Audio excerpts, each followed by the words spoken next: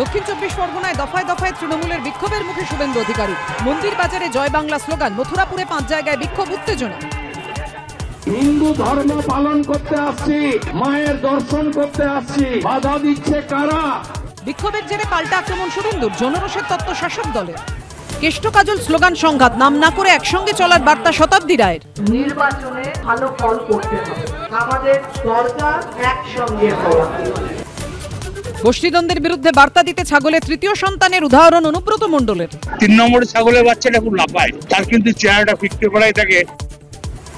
রাজু বিস্তার কনভয় হামলা, যারা ভয় পেয়েছে তারাই হামলা চালিয়েছে। আক্রমণ দার্জিলিং এর বিজেপি সাংসদের, সাজানো নাটক, পাল্টা কটাক্ষ শিলিগুড়ির মেয়র গৌতম দেবের। 26-এর আগে বীরভূমে ফের কেষ্ট কাজল গোষ্ঠী সংঘাত, হাড়োয়াতেও প্রকাশ্যে শাসকদ্বন্দ্ব, এসআইআর নিয়ে তুঙ্গে সংঘাত। দেখুন ছকভাঙা 6টা পাপিয়ার সঙ্গে।